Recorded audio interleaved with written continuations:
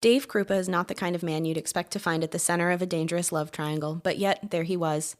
In 2012, as a newly single man, Dave decided to give online dating a try and was quite popular with the ladies, oftentimes dating multiple women at once. A chance encounter between two of these women, Liz Golyar and Cari Farver, would turn Dave's world completely upside down. When Cari abruptly breaks up with him and flees town, she begins sending Dave threatening text messages, sometimes upwards of 50 a day. But Dave wouldn't be the only one to receive messages from a scorned Cari. Over a span of nearly 5 years, all the women in Dave Kroupa's life would be accosted by his stalker, Crazy Cari. But not everything is always as it seems. I'm Colby, I'm joined by my two best friends, Laura and Marina, and this is Grim.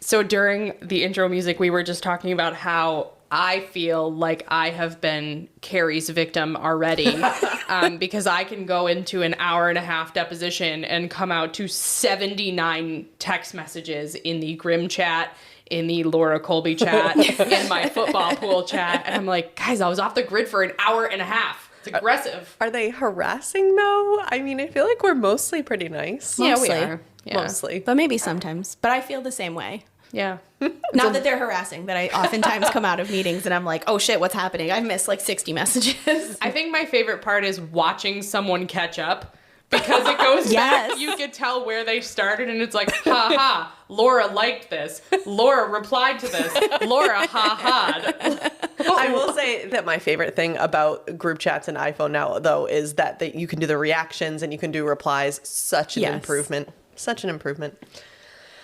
All right, guys, I have got quite the case for you today, and it's going to be one where I'm going to want you to do a little bit of work. I'm not going to ask you any questions specifically, but there's a little bit of a mystery that we've got going on here, and I'm going to lay out the case in a way that allows you to solve the mystery before I reveal what's happening. Is this like that Goosebumps book where you get to pick your ending? No, there is a single ending to our case. Never fear, this is very much solved, so everybody will be satisfied at the end of the day. Thank you in advance. What I'm hearing is that there is a right answer. There is a correct answer. Yes. Okay. Do you have gold stars? Oh, shoot. I forgot. I'm sorry. Wow. No, but I have a red pen, so I can always do a strike and show it to you, and I know it will hurt you deeply to see that X. Okay, it will. Okay. Before we get into our case, we have a few Patreon shout-outs for today. Woo! We've got Ashley L. Yeah, Ashley! Yeah, we love you! We love you, Ashley! We have Essence H. Essence H! Woo! We love you! Thank you! And last, we have Cassie with a K. Yeah, Cassie! We love you! Thank you, thank you, thank you, thank you, thank you! So if you want to get in on these epic shout-outs, you guys have to subscribe to our Patreon. And if you're on our highest tier, you'll have access to our Discord server. Shout out to Carly, Kristen, Bella, and Erica. We have lots of fun chatting with you girls all the time. It's so fun. It really is. Like, actually, those are some of the messages that I come out to. Yes. Yes. But I love it. And it feels like I hope you guys feel the same way, too. I'm talking to, like, Bella and Kristen and Carly and those girls. But I feel like we're all friends. Like, it kind of, we always talk about how we think of this podcast as successful if you think you're hanging out with us when you listen. And now we have the Discord server and you really are hanging out with us. And it's awesome. So I have so much fun in that. Yes, agree. And I think we have a few more people on there, but those are our most active ladies. Yeah, Shell, step it up. You're my sister. Come on. Be more chatty in there, girl. Well, in that case, we should also give a shout out to producer Mike because he is also active in that and he drops some great memes and great comments and also great hints coming up for, new episodes or upcoming episodes, and he's awesome. And also, like, no pressure to the people that have already subscribed to us and, like, don't want to chat with us in there. Like, that's totally cool, too. Fine. Like, I don't always want to chat with us either. We just want to, like, let people know that it exists. Yes. And we're here to be friends with you. Yeah, and you can mute it, just like our podcast. You can shut us down, yes. Yes. All right, so I got to give credit where credit's due, as usual, starting with my shout outs to my sources. So I first learned about this case on an episode of the Mile Higher podcast I listened to a little while ago. But I mostly did my research from a book that I read called A Tangled Web by Leslie Rule.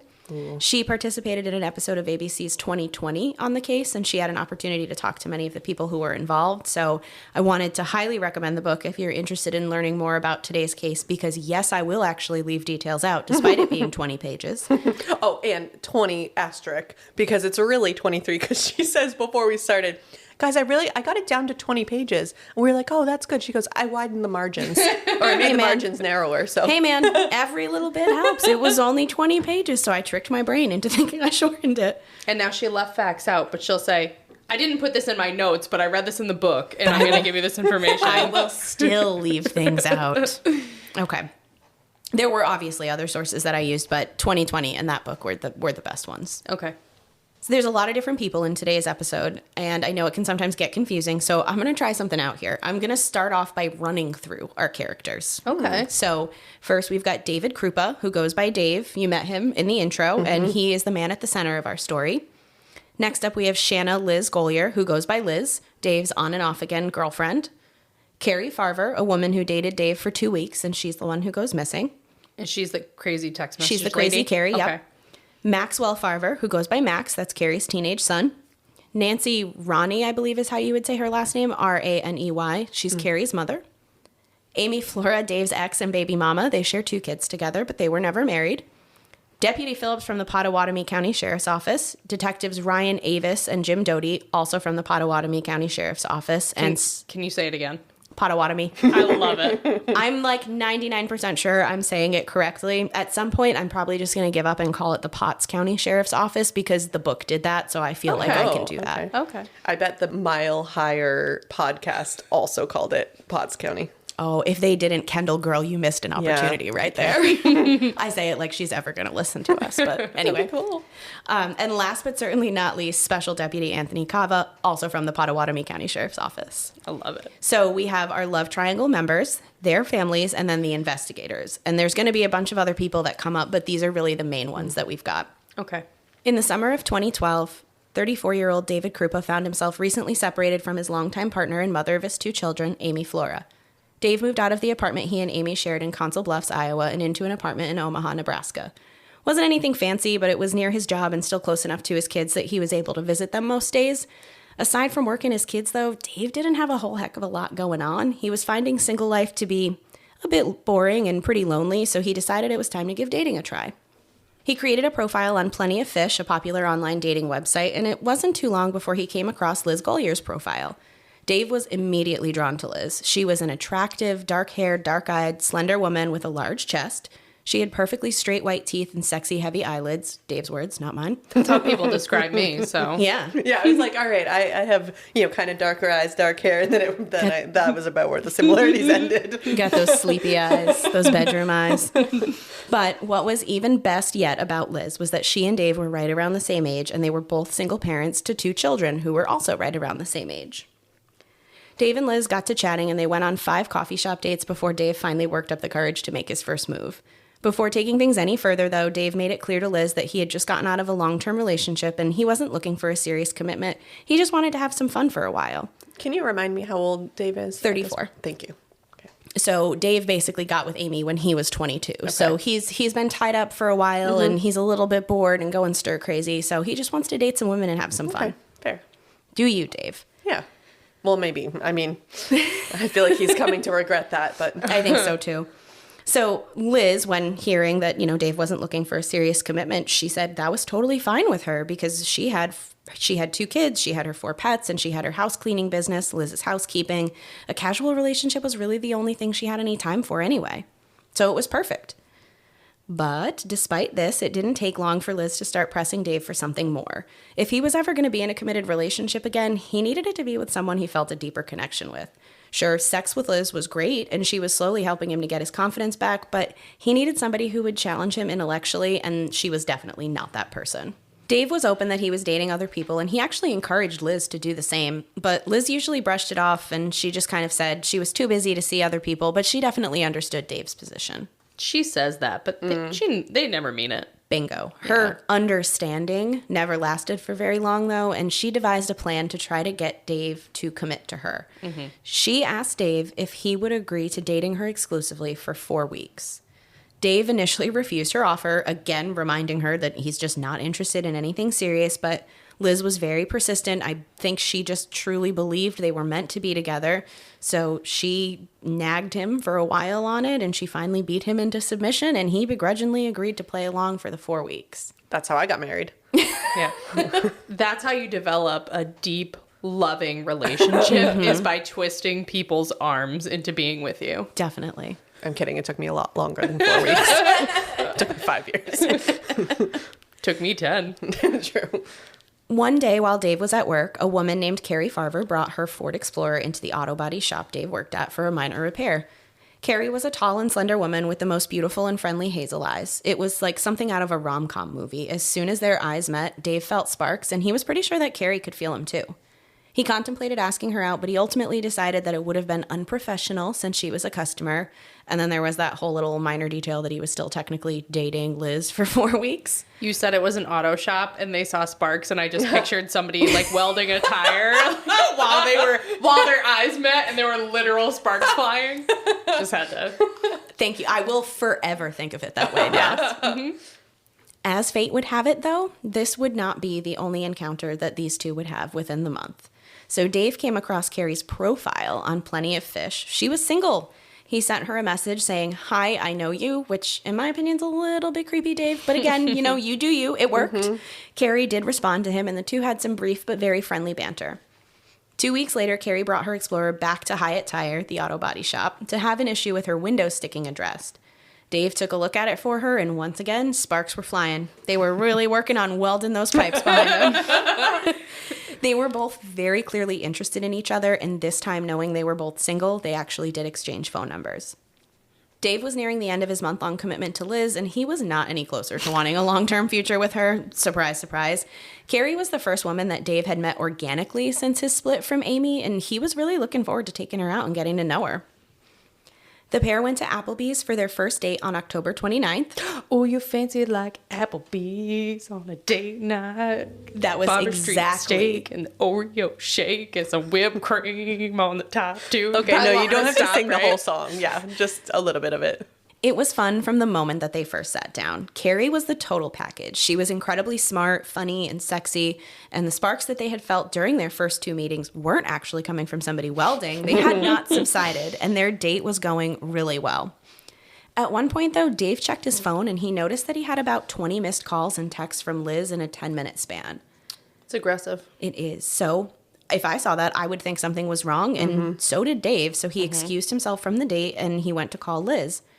Her urgent matter, she needed to pick up some of her stuff that she had left at his house weeks earlier. Dave, much like you and I, did not deem this an emergency, and he told Liz that she would just have to come by some other time because he was out on a date. Yeah, really just pouring the salt in the wound there, Dave. You couldn't have just said you were grocery shopping or something. Nope, out on a date. So Dave hung up, and he went back to the table in his evening with Cari. After dinner, Dave invited Cari back to his place to play cards, watch TV, or whatever. And within 2 minutes of getting there, Liz was at the door, ringing to be let in. Dave told Cari he had a situation with a woman he used to date, and Cari was actually a really good sport about it, saying she understood, and she just told him to take care of whatever he needed to. Dave walked Cari to the door, and she silently passed by Liz on her way out. Liz went inside and started arguing with Dave, but she no longer wanted to get her stuff and leave. She wanted to stay and talk and argue and cry. Dave just wasn't having any of this nonsense, so he kicked Liz out. He was really bummed, though, that his evening with Cari had been cut short, so he gave her a call, and she invited him to join her at her place in Macedonia, Iowa, which was about 50 minutes away. Cari's 14-year-old son was spending the night at her mother's house, so she and Dave would have the place to themselves, and they'd finally be able to get some privacy. Not long after Dave arrived, things started getting a bit hot and heavy, and Cari stopped them before it got too far because she needed to tell Dave that she wasn't looking for anything serious. She was twice divorced, and she was not ready to get back into a committed relationship. Dave felt like he just hit the jackpot. Cari was perfect, and she wanted the exact same thing that Dave did. It was almost too good to be true. For the next 2 weeks, Dave and Cari made it a point to see each other every day. They were busy, but they had so much fun when they were together that they just found ways to make it work. Cari was a computer programmer, and she was working on a pretty important project with a tight timeline. She worked out of an office in Omaha that was walking distance from Dave's place. Since her home in Macedonia was over 40 minutes away, he actually offered to let Cari stay with him until she finished up the project. So this gave them more time to spend together and more time for Cari to get her work done. It was a big win-win situation. I was trying to figure out how they saw each other every day because I barely see my husband every day, and we live together. And that doesn't sound very casual. No, it doesn't. Sounds very committed. It sounds like Dave may have been thinking about breaking his own rules for Cari because she was just something special. The morning of November 13th seemed like a pretty average one. Dave and Cari were up early. Dave had to be at work for 6:30, and Cari was working on her project from Dave's couch. She took a work call at 6:15 and was wrapping up a couple things before getting ready to head into the office herself. At 6:25, Dave kissed Cari goodbye and he walked out the door. She seemed to be in a good mood, and Dave was really looking forward to seeing her after work. It felt like they were kind of falling into a good routine together. Who's taking a work call at 6:15 a.m.? Must have been a release. All of our coworkers will appreciate that one. I just think she was just really dedicated to her job, and she didn't like to let other people down. So I think she put in extra hours, and she just really wanted to go that extra mile for people. But Dave would never see Cari again. No one would. It's hard to say for certain what exactly Cari did after Dave left for work that morning, but actions taken on her phone and laptop offer us the ever so slightest bit of insight. At 6:42, she logged into and out of Facebook on her laptop. At 9:54, she logged back into Facebook, but from her cell phone, and she unfriended Dave Kroupa. An odd action to take when you're actively staying at that person's house. Yep. Then at 10:15, Cari texted Dave asking if they should move in together. What? Dave was shocked because Cari already knew that that wasn't what Dave wanted, so he just quickly texted back no, and he immediately got back, "Fine, fuck you, I'm seeing somebody else, don't contact me again, I hate you, go away." And that is verbatim what the text message read. This is already, I think you're on page, what, 3, 4? 4. This is already taken so many turns because Liz has so far been the one doing the texting, calling, showing up. Yep. And then Cari seemed normal. I also forgot that she went missing, so I was very confused. And she just, I'm perplexed by her actions. I feel like I'm on a roller coaster ride with Fabio.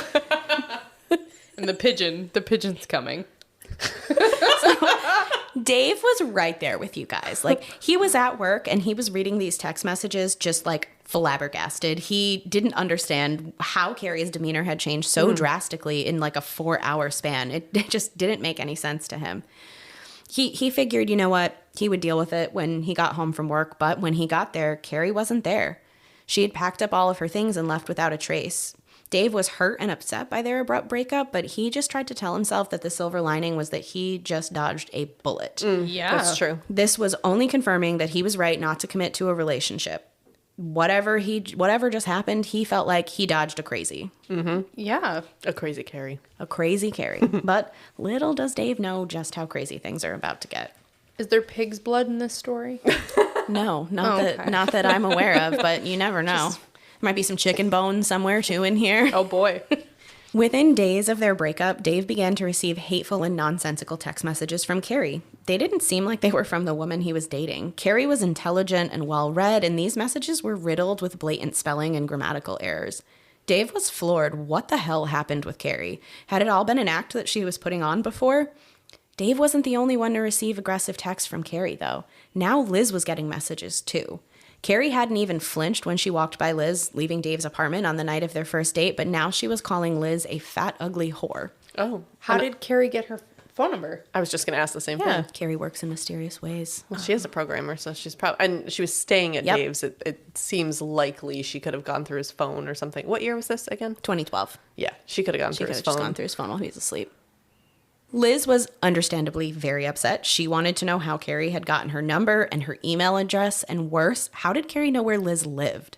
Liz told Dave that somebody had broken into her home and painted the words "whore from Dave" on her garage wall. That same person had also stolen some old checks from Liz. Wait, they wrote "whore from Dave"?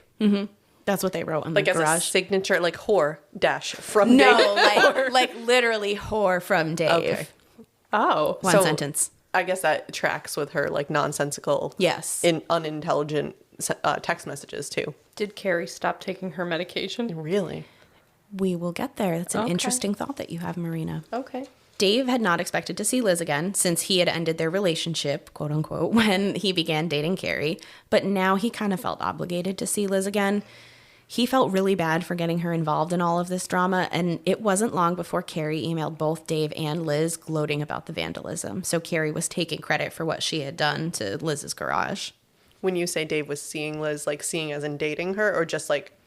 No, he hadn't expected to like see her again, because I think when they broke off, it wasn't like, hey, let's be friends casually and hang out. He knew that she couldn't really handle that. So it was sort of like they parted ways, but... You know, crazy Cari, the stalker, just got to Liz, and, Dave just felt so much guilt for putting Liz in this terrible situation that he had to talk to her again. I thought it was another pity relationship. He's like, so sorry that you have a stalker now. I guess we'll get back together for another 4 weeks. That's what I was clarifying, exactly. It kind of feels that way, honestly. Okay, so we're going to switch gears a little bit, and I want to tell you guys about what Cari's family was experiencing at the same time. Cari's mom, Nancy Rowney, knew Cari better than anybody else. She normally talked to her daughter on the phone at least once a day, so Nancy thought it was weird when 2 days went by and all she had heard from Cari was a puzzling text message saying she had taken a new job in Kansas and would be away for a while. Nancy was surprised because last she and Cari spoke, Cari was really happy with her current job. She asked Max, Cari's son, about it, and Max said, yeah, his mom had talked about potentially taking a job with another company in Kansas, so the two of them just figured it must have been something too good to pass up, and Cari needed to start it right away.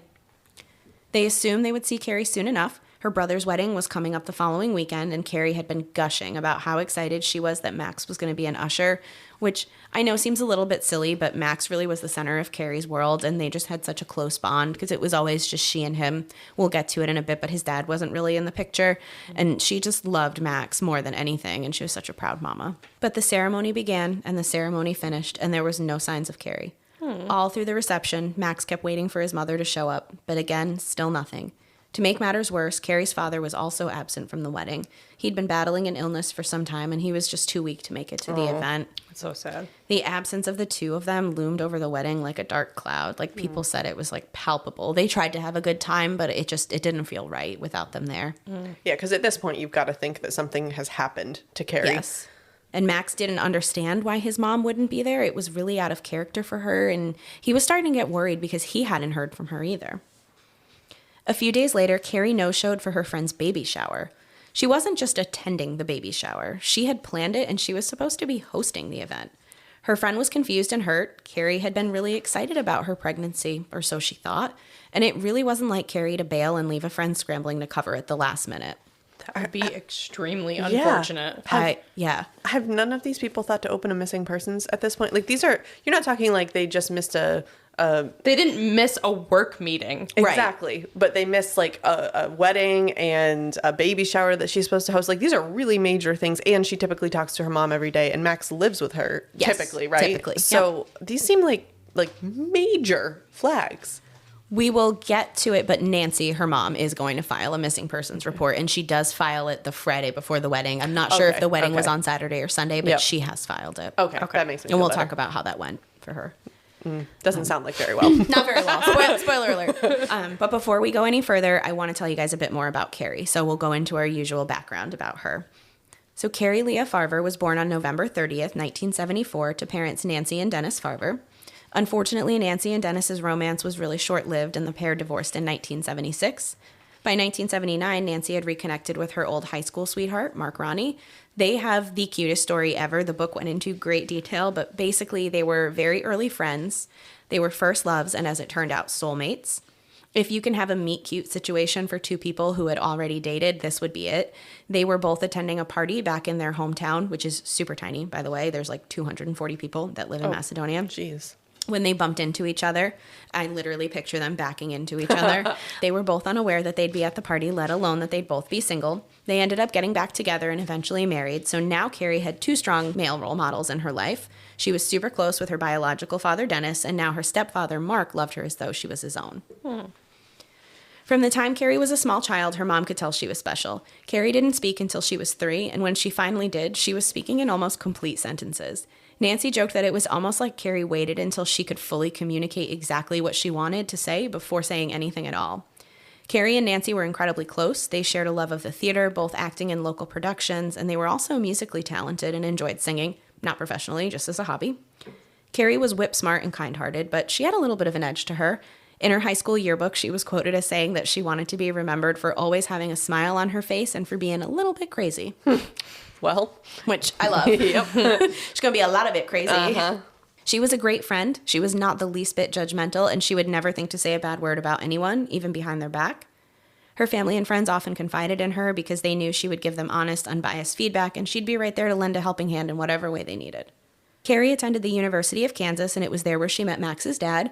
Their relationship ended almost as quickly as it had started, but when Cari learned she was pregnant, they agreed to try to work it out for the sake of their future child. It ended up not working out after all. So at the time, Cari was finding herself a soon-to-be single mother, working as a secretary, and she realized that she needed to make some more money. She had found a 6-month computer course that cost about $5,000, an amount that she simply didn't have lying around. Her grandpa, though, Max, decided to foot the bill for the course, and in return, Cari named her son after him. Aww. She gave birth to Maxwell Farver on December 10th, 1997, and 10 weeks later, she finished her programming course. She graduated and got a tremendous job offer. The future was looking promising for Cari. Wow. It was even fine that Max's father wasn't in the picture, because between Grandpa Max, Mark, and Dennis, who sometimes went by Denny, there were more than enough father figures in the family to go around.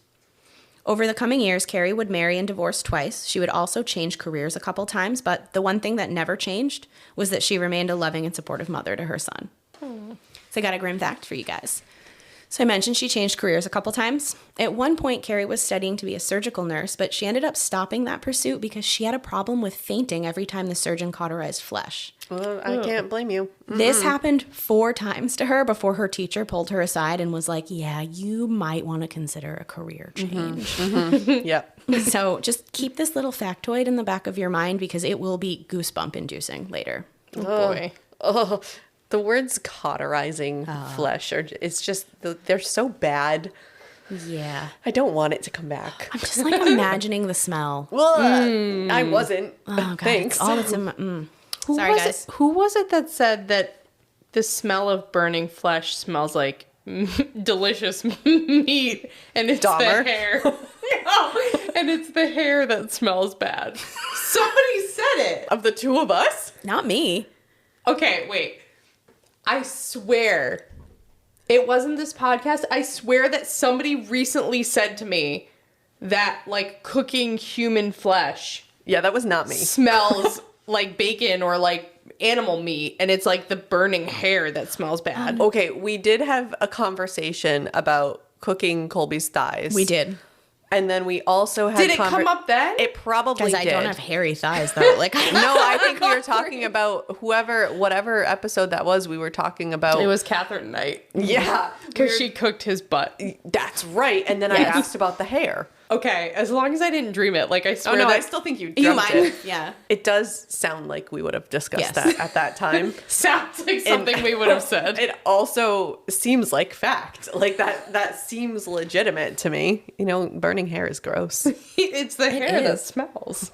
Well, I'll Now help that you. we've cleared that up. Yeah, I'll help you guys out, and I'll let you know nobody's being prepared and served, so we are not Okay. cooking any human flesh. I'm out. By the way, if you're interested in hearing about butt cheeks being eaten, go back and listen to Catherine Knight. That was an excellent plug for your episode. We digress. On November 16th, Nancy called the Pottawattamie County Sheriff's Department to report Cari as a missing person, but the police did not share her sense of urgency. They told Nancy that Cari was a grown woman and she had the right to disappear without telling anyone where she was going. Nancy said that of course she understood her daughter had the right to do that, but she would never be going about it in this way. Exactly. And we want to make sure that they don't investigate anything within the first 48 hours. Yes, exactly. That's the least important time frame. Mm-hmm. I hear that the second 48 hours is the most important time. While Nancy was speaking with them, she casually mentioned that Cari had been previously diagnosed with bipolar disorder. Some people suffering from the disorder display very visible symptoms, while for others their condition is well managed and not as obvious. Cari fell into the latter category, but for the officers, this provided an explanation as to what might be happening here. They said it wasn't uncommon for people suffering from a mental illness to take off and act erratically, especially when not taking their medication. Nancy realized Cari had left her medication at home. Even though she didn't fully believe it, maybe the officers were right. Maybe Cari had suffered some sort of a mental break, and there was hope that she was out there somewhere and could eventually be rehabbed and reunited with her family. As a quick aside, in 2012, Cari Farver was one of 661,593 people reported missing. By the end of the year, all but 2,079 were accounted for. Wow. If you're like me and have never understood why police don't take these missing persons reports more seriously initially, this is why. The vast majority of people turn up unharmed, and they're actually surprised to learn that anybody was worried or looking for them in the first place. Wow. Authorities will, of course, search for children immediately and adults who go missing under suspicious circumstances. I guess that's fair because you have to think about you have limited resources, Yep. you know. And I think that there are people who think that they know their children or spouses or whomever well that don't. And then it's those cases where they purposely went missing. So it's hard to know what the case is.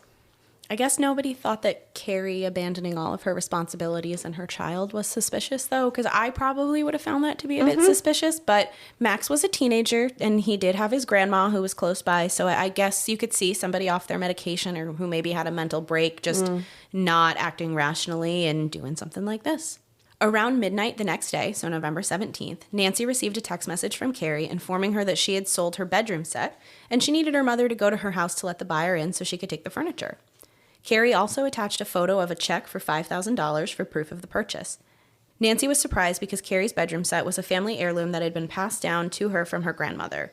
Nancy told Cari that she wouldn't do it unless Cari called her and Nancy could hear her voice so she knew it was actually her. So that's where my mind was going, is she's only sent these incoherent text messages. Yeah. We have no current proof that it's her. Also, Nancy files a missing persons report, and then Cari reaches out and is like, I sold a bedroom set? Yep. Okay. The next day. Just want to make sure I have the timeline correct. And that was the day of the wedding, wasn't it? If it was the next day? Because she filed it on the Friday before the wedding?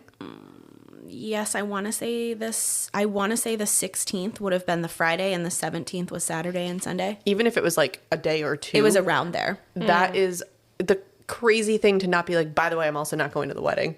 Even if you were like in that, like her text message to Dave, like, fuck you, I'm not going to go. You think you would at least acknowledge it if it's really Cari. So I'm very suspicious. Well, continue your suspicion because instead of receiving a call from Cari, Nancy received hateful text messages calling her controlling and a bad mother. Nancy said she was initially super upset, but she very quickly realized that this was absolutely not her daughter speaking to her this way. Cari would never. She loved her mother. Over the course of the next week or so, Nancy continued to hear from Cari only via text message, asking her to call and always hearing some excuse or nasty retort in return. I don't like it. On Monday, November 19th, the missing persons case was assigned to Deputy Randall Phillips from the Pottawattamie County Sheriff's Department. He wanted to try to find where Cari was hiding out, so he checked her cell phone records, and he noticed that Cari's cell phone was pinging in the general area of West Center Road and 114th Street in Omaha, Nebraska. She was still in town. Deputy Phillips had also received the report of the text message Cari had sent to her mother, along with the photo of the $5,000 check, and he wanted to try to learn a bit more about the person who had signed it, a woman named Shanna Golyar. Just as a reminder, Shanna's actually Liz's real name. Liz was her middle and preferred name, but she still sometimes went by Shanna. Oh. What was more interesting to Deputy Phillips, though, was that Liz lived in the vicinity where Cari's phone was pinging, so he decided to pay Liz a visit. He explained to Liz that he was looking into a missing person named Cari Farver, and he wanted to know how Liz knew her. Liz told him that she and Cari had been dating the same man and that she was actually being harassed by Cari. She shared that she suspected Cari was harassing her because Cari had blamed Liz for her and Dave's breakup. She also had an explanation as to why Cari would have a check. She explained that her home had been broken into and vandalized, and one of the things that was taken was her checkbook. Oh my God. So Cari wrote a check that she allegedly, Yes. we think. Cari wrote a check that she stole from Liz. Exactly. Ooh, suspicious. Yeah, and I think I'm gonna say suspicious throughout this entire don't thing. Be suspicious. Yeah. Don't be suspicious. That's in my head the whole time. That was a really good rendition of that. Thank you so much. I worked really hard on that. Anyway, so based on the message that was painted on her garage wall, remember, whore from Dave, or if you're Laura, whore, comma, from Dave. But hey, grammar is important. Punctuation is important. It is important, but not to Cari anymore. So at this point, Liz is convinced that it is Cari that broke into her home. One, Cari emailed her and took credit for the vandalism, so she already thought it was her. But now that she knows Cari has her checks, she's like, this is the girl that is stalking me and doing all this. Deputy Phillips was starting to think Cari wasn't missing at all. She was just laying low while stalking Dave and Liz. He decided he needed to talk to Dave to see what additional information he could provide. Meanwhile, Dave was still being bombarded with messages, sometimes up to 60 a day. Beyond directly contacting Dave, Cari started to diversify her attacks, and she frequently set her sights on Hyatt Tire, where Dave works, remember? One day she called there so much that the phone lines were too tied up for actual customers to get through. Oh my gosh. Dave's manager was furious. On another occasion, Dave arrived at work to find that somebody had spray painted Dave Kroupa Beats Women on the walls. Good God. Fortunately, he and a buddy of his were able to get it cleaned off before his manager saw. At this point, Dave was really lucky that Cari's shenanigans hadn't cost him his job, but he was really worried that they might. That takes commitment. Yeah, it's a lot of work to stalk somebody. Who has the time? Nobody. Well, if she's not going to Well, work. Cari. Oh, yes, she's just forgoing all of her responsibilities, so she's 100% stalker right now. Yep. Shortly after Liz and Dave spoke with Deputy Phillips, Cari texted the deputy telling him to leave Dave out of the investigation and to stop looking for her. She did not want to be found. She stated that she had left on her own, and she made a remark about how she wanted a certain person to go away for destroying her life.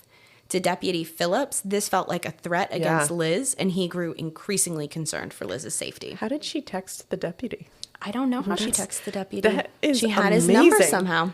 Amazing. I don't know if you could have looked it up. Maybe she Googled him. I don't know. I mean, she also found where Liz lived. I mean, she can do anything. She, like I said, she works in mysterious ways. Cari had also sent Dave an email saying that she hoped Liz got framed for her being missing, implying that she was in fact trying to set Liz up and punish her for taking her man. Nothing bonds people more than shared trauma, and so Liz and Dave actually got back together. Dave said that he and Liz often received messages when they were together. Liz would usually sigh. They'd read the messages out loud, exasperated.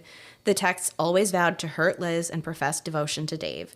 I'm really surprised they took it so casually. Like, I would be worried that Cari was going to actually hurt me. Like, that's really brazen to break into someone's house, spray paint things. Like, it wouldn't be a far jump to hurt someone. So I would not be taking that so casually. I think at this point she's threatened violence, but she hasn't actually shown up. True. She's missing. She doesn't want to be seen. So I think they're really like putting all their eggs in this basket that like she's not actually going to harm them. She just wants to like really rattle them. I would be rattled getting that many messages. Yeah, me like, too. Yeah. That would just invade your sense of security throughout the day. I'd be all set with Dave at that point. I'd be like, you know what, crazy Cari can have you. I'm sure you're a nice gentleman, but like I'm out. It's not worth it. I'm good. The two coined the nickname Crazy Cari for their stalker, and if Cari's aim was to drive Liz away, all she was doing was pushing them closer together. While all of this was going on, Cari remained surprisingly active on Facebook. On November 21st, her family was surprised to see a post she made. It read, "Moving to Kansas for a great job. Will miss family and great friends." Will you? Another on November 26th. "Hey, got a great guy, David Kroupa, moving down to Kansas. Now if I can only get my son to move with me, I'd be so happy." And Max is like, say what? Yes, and Nancy was like, oh, hell no. Nancy read this post, and she thought that this person was threatening to take Max. So even if it really was Cari and she was having some sort of a mental break, she could still be dangerous to Max. So Nancy and her husband made a really difficult decision. They decided that they were going to officially obtain guardianship of Max because they wanted to keep him safe. They felt absolutely horrible for taking Cari's son away from her, but they were assured by the police that if Cari ever returned and she was of sound mind, the guardianship arrangement could be terminated. I side with Nancy and husband on this. I think that was the right move. I think so too. Like Max had to be the priority because he was 14 when they took this action. November faded into December, and there were still no sightings of Cari. On December 3rd, Mark and Nancy reported Cari's SUV is stolen. On December 7th, Cari's father, Dennis, passed away.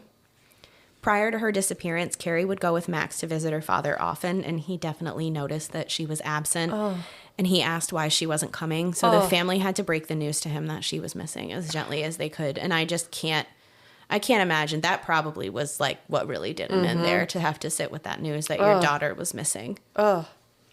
Where is she? How is she living? She's not working? Like, where is she getting money? She's in the cloud. Stolen checkbooks? Yeah, from stolen checkbooks, probably. On December 10th, Max turned 15. No sign of Cari. Oh. On December 12th, the family had Dennis's funeral. With each passing event and no sign of Cari, their hope really started to fade. In the move of a desperate man, Dave Kroupa texted Cari asking her, "Why did you start acting that way? It frankly blows my mind. It all came out of left field." If he was hoping for a sane response, he'd be left waiting forever. No explanation was offered, only more harassing emails. Didn't help to block the calls. It didn't matter if he changed his phone number. Cari always seemed to find his new contact information. The same was true for Liz. Cari had multiple phone numbers and email addresses that she used to contact the two of them. I'll give you guys a few email addresses of Cari's. Dave's girl Cari. Kroupa Cari, 76. I think 76 is the year that Dave was born. Wow. Just Cari, 29. And Leah Kroupa. Leah was Cari's middle name. So this is a woman obsessed here. I'm picturing a middle schooler who's scribbling their Yes. name with their crush's last name. That is disturbing. Yes. Wow. Amy Flora, remember, Dave's ex, was now starting to receive messages too. Oh my gosh. In late December, Dave received an email from Cari saying that she was pregnant. Dave ignored this because he had gotten a vasectomy some time ago, so he knew it couldn't possibly be his child. But what Dave didn't know, though, is that Cari had actually had a hysterectomy prior to meeting him. Somebody was messing with him. Liz was complaining she too was being dragged into the baby mama drama. Cari had emailed her saying, "Dave and I want to provide a happy home for this baby, so I'm kindly asking you to please back off and leave Dave alone." I don't know if it was the oddly civil tone or that Liz had had enough of Cari's games, but at this point, she responded essentially saying that if that's what it took for the harassment to stop, she'd stop seeing Dave. But did she stop seeing Dave, poor guys? No. No, she never followed through. She stayed with Dave. And you know what? Dave had to hand it to her. Liz had some thick skin to stick around through all of this. She was proving to be an extremely loyal friend and maybe even somewhat more than that. Not long after Dennis died, Nancy had a dream that Dennis said to her, "Nancy, she's with me." And she knew instantly that he meant Cari was with him in heaven. She woke up and felt like she had really seen him. She took comfort in knowing that her daughter had found peace, but continued to maintain a small amount of hope that she was actually still alive. Yeah, this is already insane because you have all these different perspectives and reactions to what's happening, because on the one hand you have Dave and Liz who I think it's really Cari who's just gone off the deep end and is harassing them and stalking them and everything. And then you have Nancy and Max, who are the family, who think there's either seriously something wrong with her and she's alive, or that this is not really her. And Right. I'm in that camp right now. That it's not really her. Yeah. And then the police are somewhere in the middle because they're kind of like not taking it seriously enough to go assume that she's been kidnapped, but which is kind of surprising because you even though you've quote unquote heard from her, you haven't. Right. And then you would think that, like, I don't know why Dave and Liz didn't put like a harassment, restraining order. I don't know. They had I don't know. definitely filed harassment I guess what reports. else can you do? I don't know if they had a Yeah. restraining order. Maybe not because she physically wasn't present, Yeah. but they definitely filed multiple harassment reports. Yeah. It's a very strange situation. Very strange. On January 6th, 2013, Nancy received a message from Cari on Facebook, but it was from a different account than the one she recognized to be her daughter's. Cari asked, "Mom, why are you not talking anymore?" The profile contained actual photos of Cari, so Nancy's heart raced as she thought maybe this really was Cari. Again, Nancy asked Cari if she could call her so she could hear her voice to know everything was okay. And once again, Cari refused. She responded saying, "Everything is about phone calls. I was just heading to bed. Who else would know about Dad? Fine, I will call you sometime. I just wanted you to know I'm okay. I am happy. I may not be the greatest person in the world right now, but I am talking. Fine, I will call you, but I'm done after that. You have Max and I am grateful, but after the cop stuff from before, I'm done. I'm not 10 years old, Mom. I can leave him and move on with someone new." What? No. Right? Move on with somebody Yeah. new? Are you kidding me? That's your child. Yes. That's not someone you found on Plenty of Fish. No. That's your child. And Nancy felt the same way. She knew that Cari would never willingly leave her son behind. Nancy was 100% confident that the person who wrote this message was not Cari. Soon, another post popped up. It was the photo of a hand with a diamond ring captioned, "Dave and I got engaged." If Nancy needed any more proof, which she didn't, but if she needed it, this photo was it. Cari had long, slender fingers, and the person in this photo had squatty hands and short fingers. Nancy knew this was not Cari. On the same day, Dave Kroupa received a disturbing email from Cari. It was a photo of a woman with dark hair tied up in the trunk of a car with duct tape over her mouth. Dave couldn't tell for sure because the woman's face was obscured, but he felt it looked a lot like Liz. Cari's email said that it was in fact Liz, and the only way she would let her go was if Dave called her and left her a voicemail breaking up with her. She said she would then have Liz play the message out loud for her to hear, and she would only set her free if Dave also agreed to get back together with her. This has escalated to quickly. a new level. And if he didn't comply, Liz would die alone, locked in a trunk, and nobody would ever find her. Dave texted Liz to ask her if she was all right, but he didn't get a response. He wasn't too concerned, though. Up until now, Cari hadn't been violent toward either of them, so he decided to call her bluff. Sure enough, when he woke up the next morning, he had a message from Liz confirming that she had not been kidnapped by crazy Cari, and she was just fine. Okay, I don't want Dave taking care of me because on the off chance, if it were real and you send this message, I think Liz would understand. Yeah. And if it's not real, I think Liz would understand. So I just don't, you go to sleep? You don't hear back from Liz? You're like, oh, well, you don't got to put Law and Order on and go to sleep. All right. You don't call that bluff. No. You don't call that That's a dangerous game. Yeah. Isn't that a movie? The most dangerous game. I think that this really speaks to how little Dave actually cared about Liz, and he's kind of just with her out of this guilt or obligation, and he wants company. He's like, these bitches be crazy, whatever. Yeah. I'm going to sleep. They'll be there in the morning, dead or alive. Who cares? On January 8th, Dave spotted Cari's Ford Explorer parked outside of his apartment complex. He called the police to have the vehicle towed, but why was it there in the first place? Well, Cari had an explanation. She texted Dave claiming to have rented an apartment in his complex. Was she actually living there? He gave the apartment number to the police, and they confirmed that it did not exist. Hold on. So he gave the apartment number to the police, but not the picture of a woman tied up in a trunk?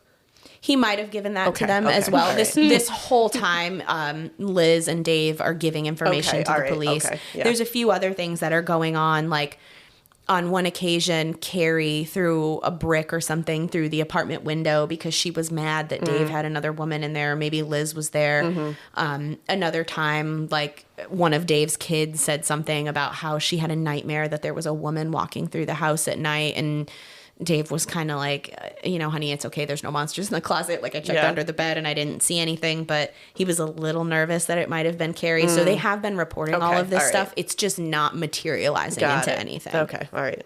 I'll give him a pass on that one. Because Cari's vehicle had been reported stolen in Iowa, the Omaha Police Department turned the vehicle over to the Potts County Sheriff Department for processing on January 10th. But nothing of any substance was found. Both the interior and exterior of the car were dusted for fingerprints.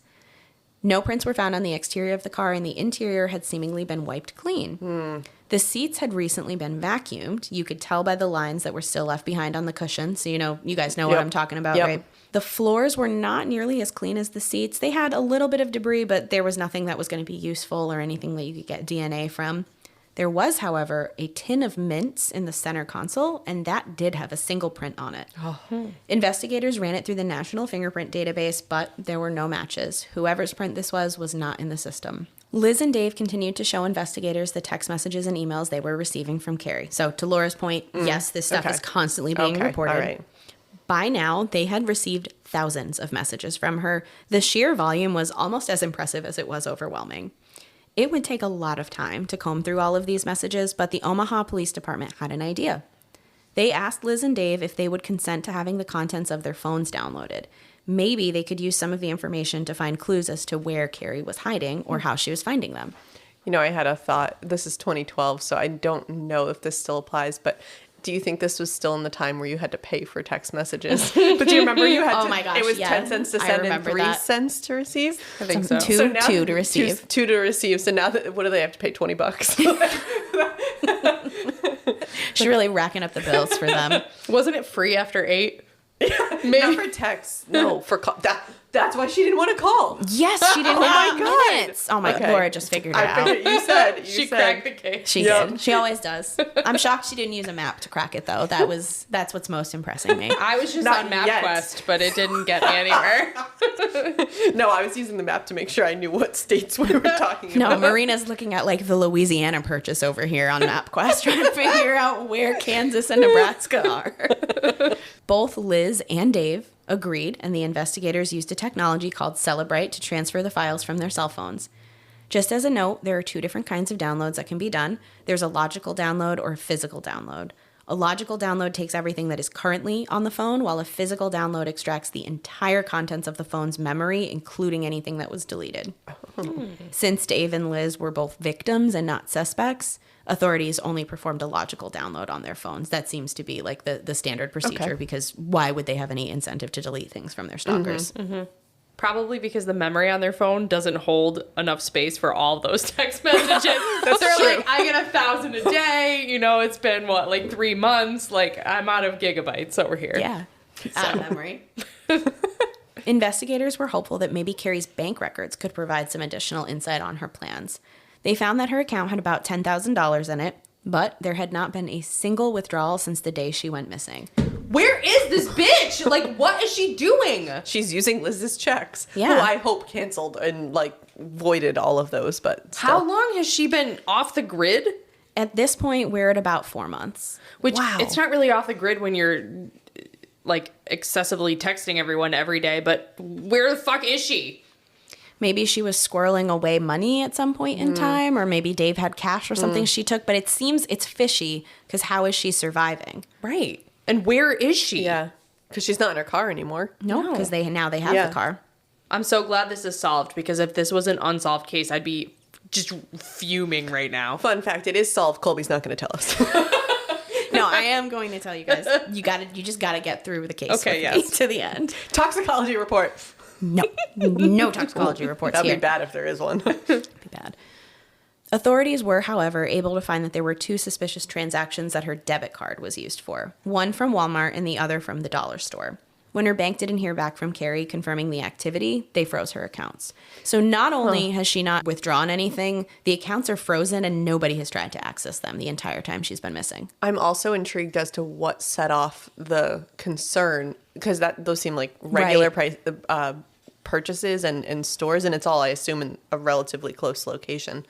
So I wonder what the purchases were for. See, and I was thinking it was probably a different state. Oh, maybe. Maybe. I do want to take a second to acknowledge that this is a mystery that is unfolding across multiple states and several different police jurisdictions. And I actually have to commend the authorities for making it a point to keep each other informed of what they know. Yeah. They definitely were not aligned regarding what was going on. So to the Iowa authorities, Cari was a missing woman who kind of just shirked all of her responsibilities and was MIA in the ether somewhere.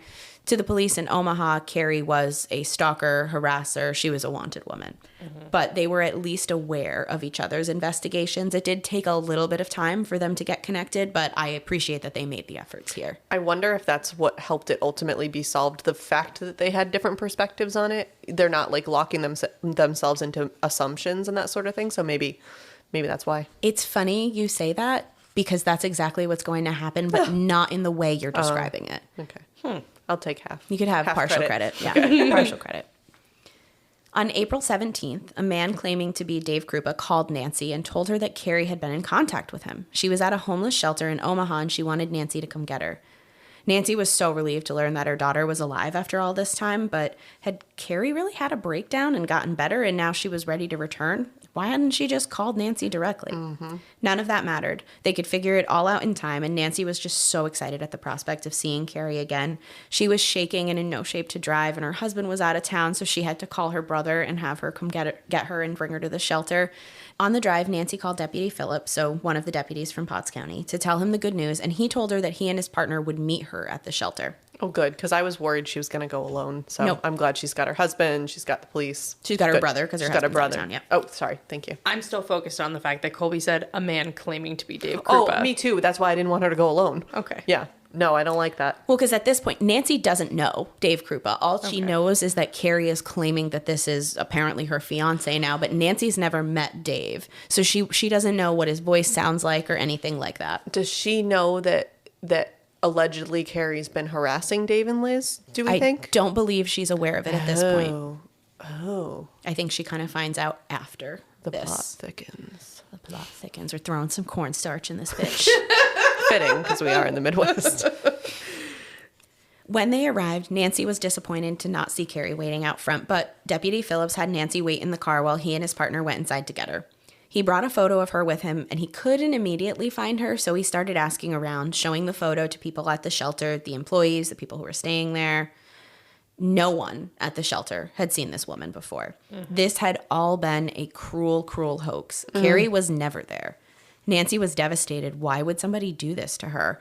Police questioned Dave and asked him why he had bothered to get Nancy's hopes up like this, but Dave had no idea what they were talking about. He didn't call anybody named Nancy. Of course not. What is going on? Yeah, because even though this obviously makes me continue to think that she's been taken and don't know if she's alive, but I'm not even sure what the motive would be. Yeah, at this point, I wouldn't know what to think. Yeah. I mean, I know, but I know know what what to you think. guys, I wouldn't know. The police were right there with you guys, though. They had no idea what to make of this whole mess either. On April 22nd, they obtained permission from Mark and Nancy to search Cari's home, hoping to find some clues as to where Cari had gone. But they found that the home was largely untouched. Max had come by to pick up some of his things, but everything else was just as Cari had left it. Despite a careful and well-documented search, they found nothing to indicate where Cari had gone. It had been over 5 months since she disappeared, and they were no closer to finding her. On May 3rd, Cari's son worked up the courage to message his mom's Facebook account. He kept it really simple with a basic, "Hi." He immediately received a response back. "Hey, little man, how are you?" Cari had never called Max little man, and Max was 15 at this point in time, so it felt really weird to him. So he decided he was going to put this person through the ringer. If they were really his mom, they would answer 3 questions for him. What is my middle name? What was the name of our first boxer? And who was my best friend growing up? How did no one else think to do that? I don't know. Brilliant for Max. Yeah, good for him. Also heartbreaking, but good for him. Yes. I cannot imagine how he felt writing this. And as soon as he sent it, waiting for a response. Yeah. And he did wait, and she never responded to him. Oh, no. Because she didn't have the answers. She didn't have the answers. On May 11th, a post popped up on remembered.com for Liz, which is a site where you post obituaries. The obituary read, "I didn't know her very well, except that she was a whore and a man-stealer." I'm sorry. It's okay. It's just not what I expected. It's okay. I'm doing a very good rendition of it, too. "She kept stealing my man. She is unable to get her own man that she has to keep talking to everyone else's men. Thank God she is gone. You riddance to you." I'm pretty sure she meant good riddance to you. Aside from the usual poor punctuation and grammar that Dave had come to know from his stalker, he noticed one other thing. He noticed the date of death was the current date. So was the stalker seriously planning to harm Liz? Well, that same day, Dave received an email from Cari that contained a picture of Liz's kids. The email read, "These are the ugliest kids, just like their whore mom. They should die with their whore mom so I don't have to see their ugliness anymore. No one wants her and her bratty kids around." This is so fucked up. The photo was clearly taken from outside of Liz's home with the children seated inside, completely unaware that the photo was being taken. Hate it. Liz wasn't dead, but now she was scared to death. Yeah. Oh my God. Finally, though. Oh, hate it. Yeah. Hate it. I have curtains and don't use them, and I think I'm going to start using them because I hate it. I think you should. I We hate record in an area without curtains, and I constantly freak Laura out because I look through the windows. Sometimes at my neighbors, but other times because I want to make sure nobody's out there. Thanks. You're welcome. I got your back. Throughout this entire experience, Dave had been continuing to date Liz casually. She had claimed Wednesdays as her day with Dave, but she was often with him on other days as well. She called herself Dave's Wednesday girl. I know, very original. Dave never hid from Liz that he was seeing other women, although Crazy Cari always seemed to do a really great job chasing the others away, so it never lasted too long. You had to admire Liz's persistence and her backbone made of steel. Occasionally, Liz did push for more, but even after all they had been through, Dave was still not interested in settling down with Liz. When she couldn't contain her jealousy anymore, she blew up at him. He would break things off with her, just reminding her that he was always honest about what this was. Interestingly enough, though, their breakups never lasted very long because the stalker would always do something horrendous to send them running back to each other. So matchmaker. When you're talking about him dating other women, I just can't imagine going on and living any semblance of a normal life while this is going on. This would be all consuming. Well, that was my point earlier. Like, even if I thought they were kind of veiled threats, I wouldn't be walking to my car alone. No. I wouldn't be home alone. I'm with you. I don't think I could live normally. No. I think Dave was trying his best, but it's really starting to grate on him. He guessed that about 99% of his conversations with Liz were about their stalker. Dave was exhausted by the never-ending deluge of texts that he received. There was never a moment that the stalker allowed him to rest. Somehow, they always knew what Dave was doing, where he was, and who he was with. Dave wanted more out of life. He needed more out of life. What the fuck? On August 16th, the Omaha Fire Department was alerted to a fire at Liz's house. When they arrived on the scene, they found Liz standing outside and they asked her if anybody was in the home. She told them that she and her kids actually weren't living there at the time. She had just swung by to pick up some things, so there were no people inside, but her 4 pets, 2 dogs, a cat, and a snake all were. No. All of them would end up dying as a result of smoke inhalation. No. I know. I hate this. Oh. When a fire is investigated, one of the first things they do is try to establish a root cause. Chief McClanahan from the Omaha Fire Department was on the scene to do just that. On his initial walkthrough of the home, he found a gas can that was left on the floor and observed that the fire seemed to originate from multiple locations. Fires don't just start in multiple locations simultaneously. They start in a single place and they spread from there. Fires can either be incendiary, which are intentional, accidental, natural, or undetermined. It was very clear to the chief that this fire was incendiary, but who said it? He determined that there were 6 points of origin for the fire. In the basement on the 3rd stair from the bottom up, the threshold leading to the garage door, 2 piles of clothing in the laundry room, and 2 separate couches. Wow. Whoever had set this fire seemed to have done so with the intention of burning down the whole house and destroying everything inside, but they were very clearly an amateur arsonist because they left all the windows in the home shut. A fire needs oxygen to burn, so without the windows open, it eventually just went out on its own. Hey, listen, learn. Yep, listen, learn. Just And keep your burn down windows a shut. house. Please don't do that. And if you do, can you let the animals out first? Oh, I Friggin' meant sadist. I meant more keep your windows shut in case anybody sets fire to your house. Oh, I'm sorry. I went a different direction. Oh, but also if you're the arsonist, take Laura's advice. Laura was trying to teach people how to burn it to the ground, but just let the animals out first. Yes. Gosh, so sorry. We So do sorry. agree on that point. Please let the animals out first. Even the snake, which I don't have a lot of love for, but it still has a little soul in And its it slithery doesn't- body. Oh, it doesn't deserve to die in No. a fire. A little nope rope. Oh, it was a no, bro. The poor snake. The poor pets. Oh, okay. Let's move on from that before I cry. Liz called Dave in a panic because her house was burning, Yeah. and she had him come to her rescue. Even though they weren't dating at the time, he felt really bad for her, and he felt super guilty for bringing Crazy Cari into Liz's life because this was a line that Crazy Cari had crossed now. Once again, a terrible event had reunited Liz and Dave. On November 1st, 2013, Dave received an email from Cari containing a photo of a knife that she claimed to have been creeping through his house with. This is the one that I mentioned a little while ago. There was also a photo of her driver's license and an envelope with her address on it. It was presumably a bill. It was almost like the stalker was trying to prove to Dave that she was in fact Cari, but Dave never doubted it, nor did he ever suspect it could possibly be somebody else. It was coming up on a year since the messages had started, and it was physically taking a toll on Dave. He had gained 40 pounds. He didn't recognize himself when he looked in the mirror. He had dark, intense bags under his eyes, and he spent entirely too much of his days at a nearby dive bar. He used to drink casually before the stalker, but now he drank daily as a coping mechanism. Yeah, it's just nuts because again, if you assume it's Cari, God, give it up. Like, Right?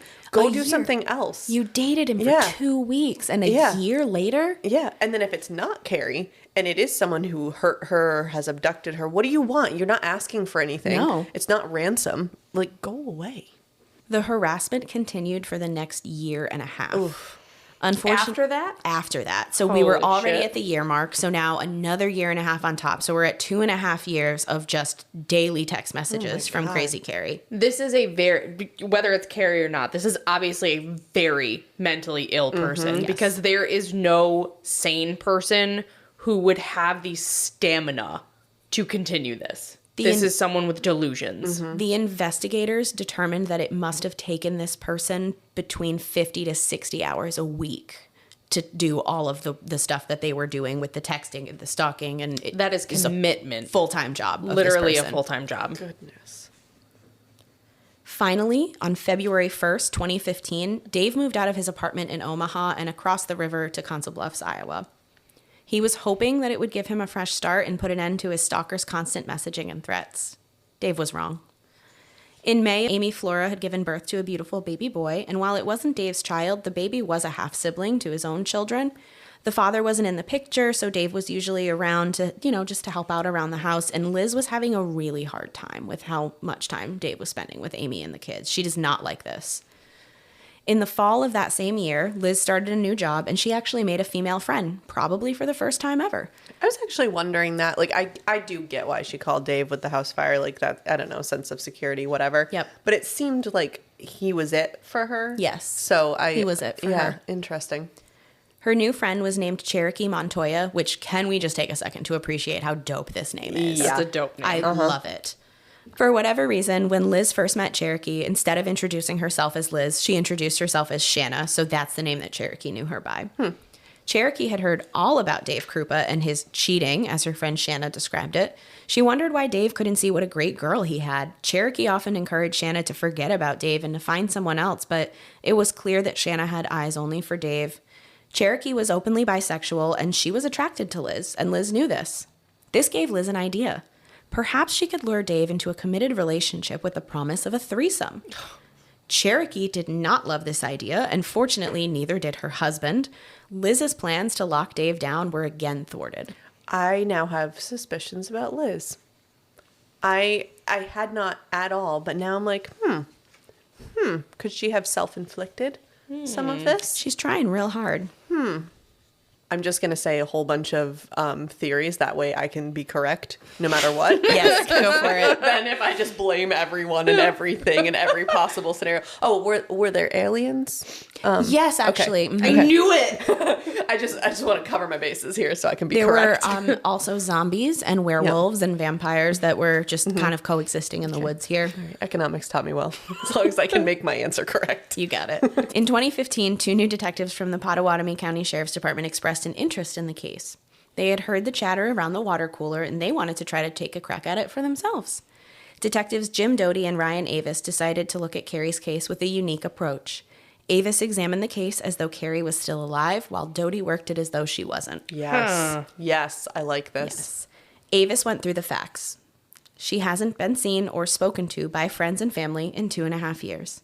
She had abandoned her house, her car, and all of her possessions. She had abandoned her child and her dying father. She missed important events for friends and family. She had not withdrawn money from her account this entire time. None of these things pointed to Cari being alive, and he was pretty sure that she wasn't. One thing that really stood out to both of these detectives was a name that kept popping up, Shanna Golyar.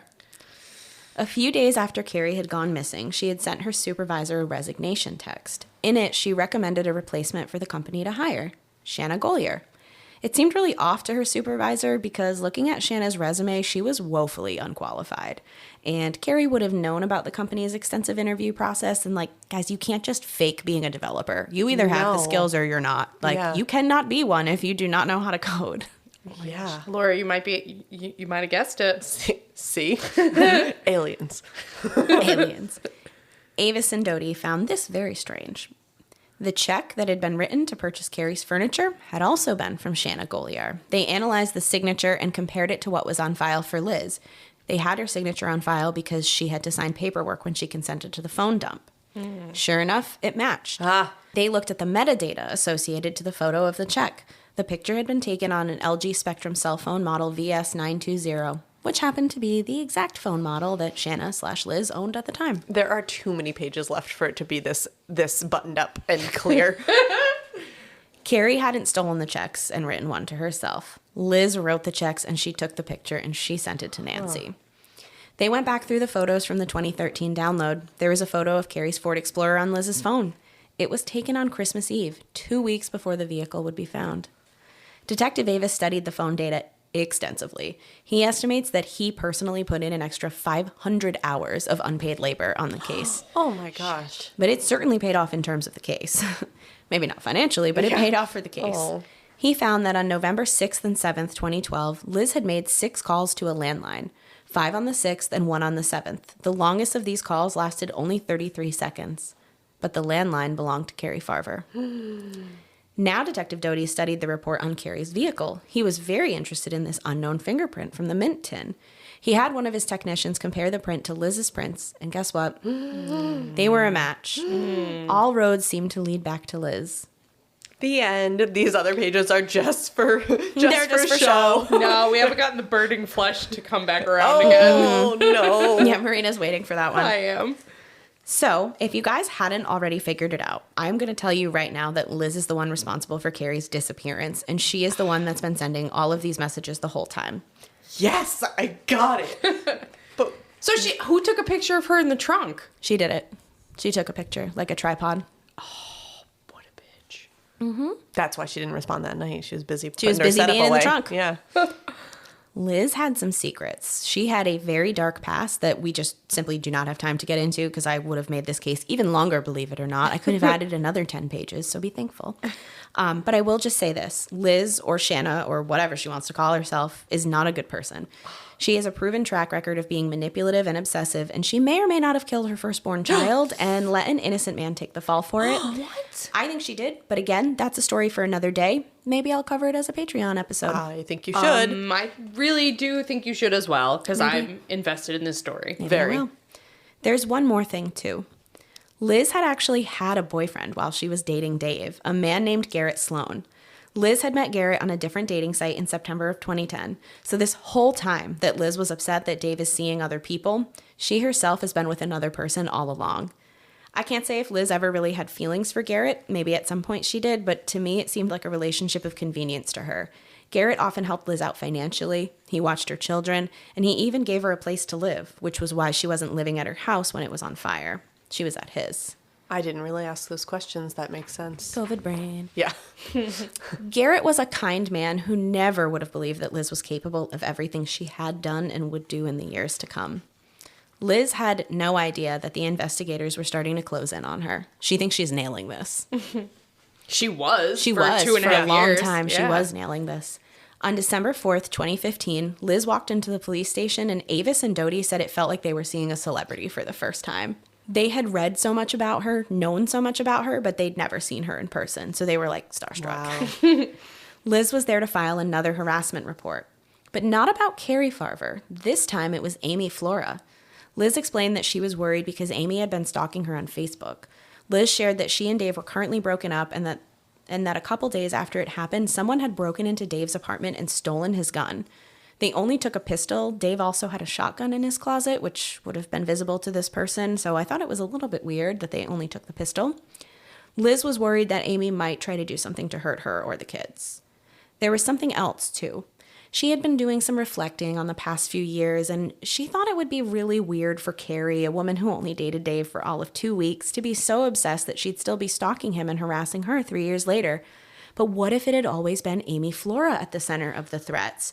That just made so much more sense, Liz thought. Dave and Amy were co-parenting their children, and Amy must have just been so jealous that she had such a great man and lost him, and now she just had to watch Dave with all these other women. You know, when you said that Liz had been dating somebody else while she was dating Dave, I was thinking, but accusing Dave of cheating. I was thinking, don't they say, like, if you're accusing someone of cheating, you're doing the cheating? It's kind of the same. If you're accusing someone of harassment and abduction, then maybe you're doing the harassment and abduction. Maybe. Or maybe you're legitimately being harassed, or, but not in this case. No. I'm trying to push the blame. I'm thinking of people who murder other people or kidnap them, and they're part of the search party. Exactly. And they're like, let's go look in these woods. They insert themselves into the Right. center of the investigation. Right. With this new theory, Avis said it would really help their case if they could get another download from Liz's phone. Of course, Liz agreed, anything to help put Amy away for the horrible things she'd been putting her through. They did the other download, They right? did the other Yes. download. This time, they did a physical download of the phone. This is like a phone Give me toxicology. give me the cellular toxicology reports. Before Liz left, Avis told her that there was one more thing that would be very helpful, and it was if Liz could get Amy to disclose information to her that only Cari's killer would know. Because at this point, Avis is convinced that Cari is dead. And you know what? He didn't have to wait that long. Literally the next day, she began forwarding him emails from Amy. On Saturday, December 5th, Liz abruptly announced to Garrett that she was heading out to Walmart, which was weird because she usually didn't bother to tell him when she was coming or going. Liz didn't go to Walmart, though. Instead, she went to Big Lake Park, a 163-acre park in Council Bluffs, Iowa, that's a rolling terrain of grassy hills and beautiful trees. Great place to bury a body. There are 3 lakes in the park, which are stocked with trout for fishermen. There are tennis courts, but one thing it doesn't have is a lot of lighting. It's not really a place that somebody would go to after dark. Regardless, Liz was there because she wanted to take a walk and she needed to clear her head. She sat down on a park bench to take a break when she heard somebody walk up behind her. It was a woman demanding she get down on the ground or she'd shoot her. Liz did what the woman asked, but she shot her anyway. The woman took off running as Liz lay on the ground bleeding and in a lot of pain. She'd been shot in her thigh, but she could still walk, so she hobbled back to the parking lot to get her phone from her car to call 911. Was it a superficial leg wound? Time will tell. It's just a flesh wound. Just a flesh wound. Mere flesh wound. Was it a pistol by any chance that she was shot with? It was a pistol that she was shot with. When the Council Bluffs police arrived, they found Liz sitting in the parking lot with her back up against the car.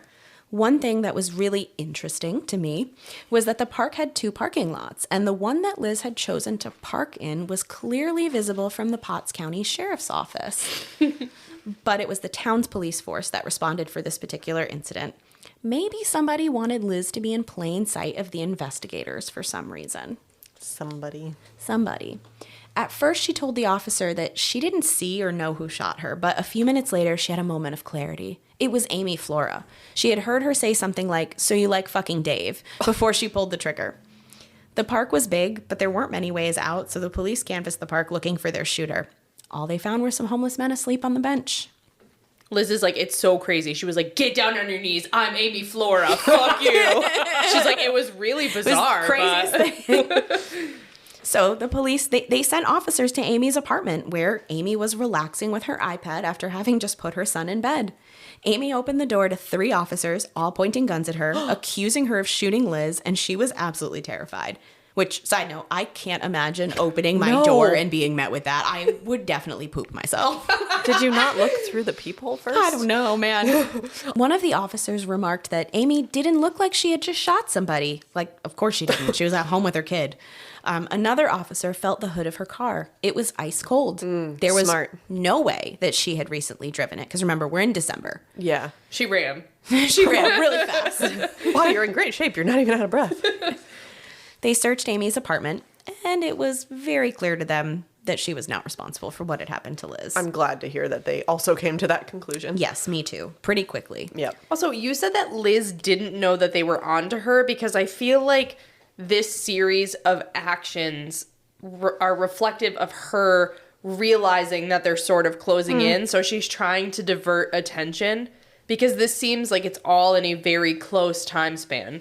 Like, they're closing in on her, and then she's like, it's Amy, and then goes for the jugular. My take on what was actually happening is that because Dave had been spending so much more time with Amy because she had, this younger kid, and she was a single parent again. She shared 2 kids with Dave. Dave moved closer to Amy, so Liz lived in Omaha. Dave was now in the same town as Amy. Okay. So I took this as Liz is just letting her jealousy run wild, and she's not able to be as calculated as she previously was. I feel like she's coming undone. She's letting her freak flag fly. She sure is. I'm very impressed you said that correctly. I have to do it slowly.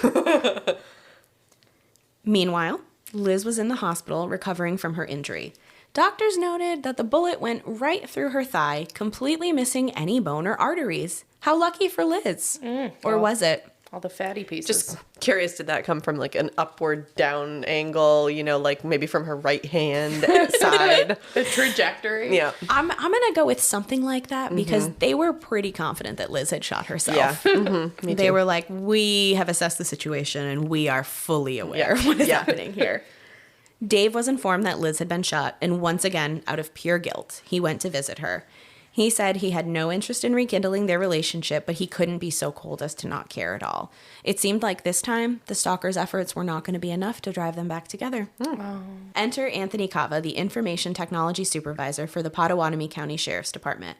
I picture this man as entering the room in the way that wrestlers enter their matches with dramatic theme music and over-the-top gestures. He's not actually like that. He's a modest, lovely man, but he's so critical to the outcome of this case that I just picture him as being epic in my mind. Yes. I pictured The Rock.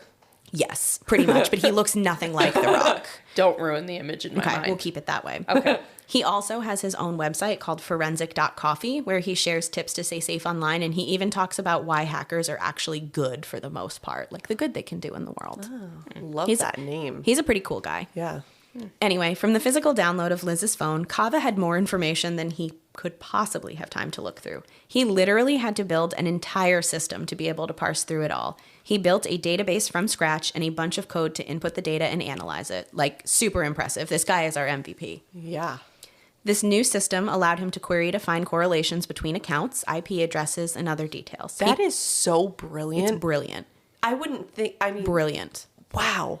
He called the system DEX, which was short for index, but also a nod to a show he really enjoyed, Dexter. Yes.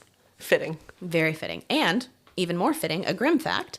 Kava had no way of knowing this, but Liz also loved Dexter. In the 2007 season, there was a plot line involving Dexter and Lila, and it was pretty similar to Dave and Liz. They even had the same initials, so maybe that's why she went by Liz with Dave. I don't know. Funny how art mirrors reality, or maybe it means that Liz drew inspiration from her favorite TV show. Hopefully not all the details, but Hopefully not all I of guess them. we shall find out. When Liz got out of the hospital, Detective Doty had her come into the sheriff's office to speak with him. He tells Liz that it's still early, but they found some remains and they think they're Cari's. Liz asks him why after shooting her, Amy isn't in jail. And Doty explains that Council Bluffs PD are investigating the incident. He can't help her there because he's from Potts County. But if Amy really was so bold to shoot her, maybe she was bold enough to have murdered Cari, and Liz can actually help both of their cases here. He again tells her that if she's feeling up to it, it would be very helpful if she could get Amy to confess to the murder. Oddly enough, Amy sends a confession to Liz via email shortly after. How convenient. How convenient. But it was confessing to the shooting of Liz. Oh. That's not what Doty needed. Doty needed it to be about Cari's murder. He again asked Liz to keep pressing Amy for more information because they needed something to tie her to Cari. She's like, hang on. Yeah. Check your email. And lo and behold, Amy sent Liz an email confessing to Cari's murder. How's that Naturally. conversation go? Yeah. Well, she told Liz to be grateful she didn't do her like that. In the email, Amy says that when she met Crazy Cari, she was talking about Dave nonstop and how he was her husband now. She says Cari attacked her, and so she stabbed her with a knife 3 to 4 times in the stomach. She says she took her out and burned her, and then stuffed her remains into the garbage can with her other crap. She was unknowingly carried to the dumpster by Dave when he took out her garbage. In late January, detectives showed up at Dave's work and they dropped the bombshell on him. Liz had been the stalker the entire time. When Dave asked how Liz had possibly received the text messages at the same time as him, they shared that Liz had used apps to schedule text messages in advance. So she didn't have to be manually sending them herself. She set them in advance. Brilliant. Wow. Terrible, but Terrible. brilliant. They didn't share all of the other details that they knew, only that Liz was responsible for Cari's disappearance and was dangerous. They advised Dave to move in with Amy and help keep the kids safe.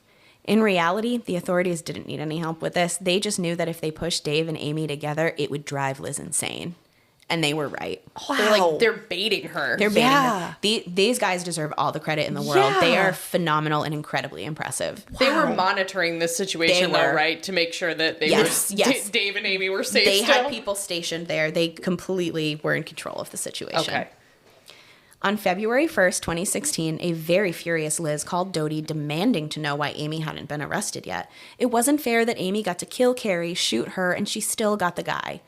She knew that Dave had moved in with Amy and she was just beside herself. Doty calmly told her they still needed more to build their case. This would be one where there was no body, and those are often really difficult to try. Nobody, no crime. Nobody, no crime.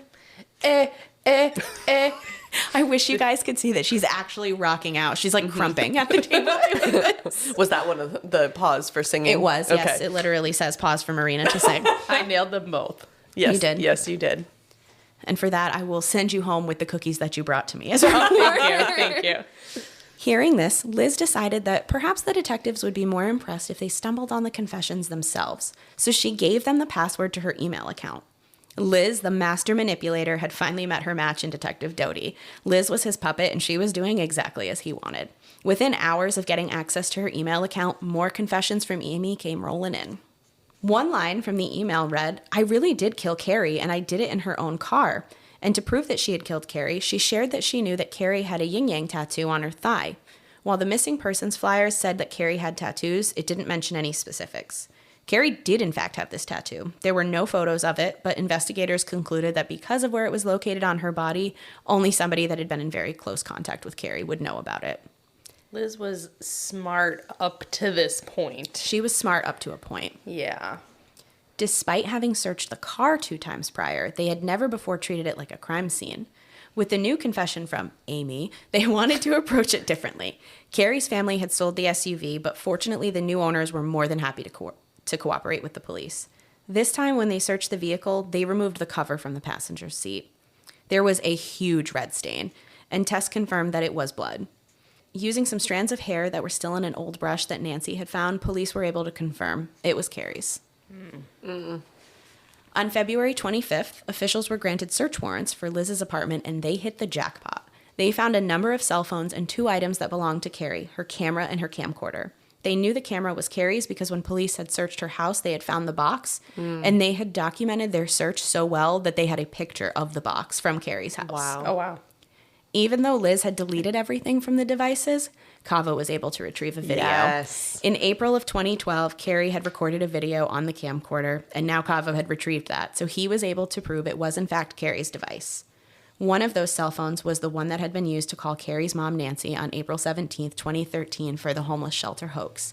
The call truly had not come from Dave. Liz had used a voice changer and called Nancy herself. Psycho. There was one other thing that helped the detectives. Garrett, Liz's other boyfriend, was employed by the Pottawattamie County Sheriff's Department. He actually worked for Anthony Kava. Garrett was fully cooperative with authorities because he had nothing to hide. Of all the guys she could have chosen to use and abuse, she picked the wrong, or maybe the best, possible one. She was on his Wi-Fi often, and she'd use his computer completely unaware that it was almost always connected to the VPN for the sheriff's office computer system. See, I thought that was going to go exactly the opposite direction. I thought she was going to take advantage of it to learn things about the investigation or something. Oh, I love it. Nope. Love it. The police now had a mounting pile of evidence against Liz. They knew that Cari had been murdered in her SUV. They could place Liz in the vehicle with the fingerprints, and they knew Liz was the stalker behind all the emails and text messages containing the incriminating details. Omaha police arrested Liz for some minor traffic offense, and to her surprise, they didn't want to talk about her traffic violations. They wanted to talk about Cari. They wanted to know why Cari's phone was at Liz's house the day she died. Why did Liz have deleted photos of Cari's car on her phone? Why were Liz's fingerprints found on the mint tin in Cari's car? And why did some of the emails come from her IP address? Clearly backed into a corner, you'd think that Liz would come clean. But nope, she doubled down. She denied her involvement, and instead of trying to make any excuses or explain anything, she just lawyered up. Okay, well, Amy set her up. yeah, right. Definitely. Well, at least that was a smart move. That's probably the smartest thing she's done. We don't often see that in grim cases, but that was a good move. In March, detectives received detailed copies of Cari's bank records. Remember that debit card transaction from Walmart? Well, they were able to find the details of what was in that order. Someone had purchased cleaning supplies, a shower curtain, and winter clothing. 1, remember, Liz owns a house cleaning business. And 2, that same shower curtain can be seen in multiple of Liz's pictures. But still, not having a body, a murder weapon, a single witness, or really any proof that a murder had even occurred, getting Liz convicted of Cari's murder was going to be a pretty difficult task. This is a lot of circumstantial evidence they've got here. By December, they had gathered enough digital evidence to feel pretty confident that they could get a conviction. And on December 22nd, more than 4 years later, Liz was finally arrested for Cari's murder. Wow. On Wednesday, January 18th, 2017, a preliminary hearing was held where Judge McDermott ruled that Liz would go to trial on the first-degree murder charge. 8 days later, when she was arraigned, Liz waived her right to a jury trial. Instead, a judge would hear her case and decide her fate, and this was something that her lawyer had advised her to do because he thought it was going to be much easier to convince a judge who he felt could remain more impartial than a jury. Because Liz had done some pretty messed up stuff. Yeah, and maybe you could get by on like technical stuff or something like that a jury might not understand. I think they had more faith that a judge would be able to like keep his emotions out of this. The trial was set to start on May 10th, 2017, less than 4 months from the arraignment. Usually there's more time before the trial date, and the prosecution was really hoping that would be the case so they could continue to gather evidence against Liz. The defense, however, was thrilled because it didn't leave the prosecution enough time to find a body or other evidence or anything that would be damning to Liz. Or so they thought. Kava and Avis were 100% dedicated to trial prep. Like, hats off to all the investigators who were involved. I hope I'm remembering this correctly, but you guys are about to be blown away by this grim fact. I believe for Detective Doty, this was his first homicide, and it may have been the first case, period, for Detective Avis. Oh, wow. These guys are like superstars. Wow. Also, it warms my heart because I see the two of them with Kava in a lot of places. Like, they advocate for Cari and for a lot of other victims, and they're just like, they're the cutest thing. I'm obsessed with them. I love it. That may be a good thing that it was their first one because they're not jaded. Yes. They're gung-ho. Yes. They are like, we are justice. Yeah. We can give people justice. Yes. I love it. I have a very grim fact for you, but don't worry, it's going to work out okay. So I just have to put that disclaimer there. Kava actually had a brain tumor at this time, and he was delaying getting treatment on it because he was adamant that he was not going to put this case at risk. So he was putting his own personal health on the line to be able to make sure that they got a conviction here. Wow. But don't worry, guys. He's okay. He's alive and well. Good. On February 1st, 2017, Kava had a thought. He thought to ask Dave if he had anything else of Liz's or anything else she might have used. Dave wasn't certain, but he took a look, and sure enough, still in his storage unit from when he moved out of his apartment in Omaha was a tablet of his that Liz had used. Liz had put her SD card in the tablet. There were a ton of photos of her on there. A bunch of selfies, some with her and the kid, some of her and Dave, a bunch of nudes, but there was one very odd photo in the bunch. A photo of a tattoo on a woman's foot. Police emailed Nancy to ask if Cari had any foot tattoos, and sure enough, she sent back a photo of one Cari had, and it matched the photo on Liz's SD card.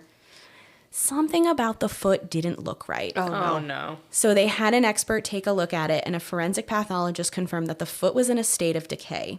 Liz had snapped the photo as a gruesome souvenir. Cari had 4 tattoos in total, and 2 of the 4 were visible in the photos from Liz's SD card. The second was that yin-yang tattoo on her thigh. Dude. Yeah. That's fucked up. It's very fucked up. My last grim fact for our episode is the tattoo on Cari's foot was the Chinese symbol for the word mother. Cari had loved being a mom, and she loved her mom, so I think it's incredibly poetic that the thing that ultimately helped catch her killer was the thing that she loved most in the world. When the trial started, Detective Avis was asked to sit in the courtroom the entire time. There was just such an overwhelming amount of evidence that the prosecution needed to have someone who was an expert available for support. By now, you guys are not ready for this. There were more than 20,000 messages in total. So I can see why having Avis there was very helpful. That's a few. It's a couple. It's more a couple, than 2 tree. It's more than one. It is. In addition to the murder charge, Liz was now facing a second charge. 2nd-degree arson for her home. Liz's attorney was very smart to suggest that she forgo a jury trial. They would have eaten her alive. I can't picture how people could have any sympathy or remain impartial for this crazy woman who made everyone's life miserable, killed Cari and her 4 pets, and continued to taunt Cari's family for years. So did she burn Cari? Because you said Cari was burnt, and then her ashes were in the trash that Dave took out. So did Liz burn Cari in the house?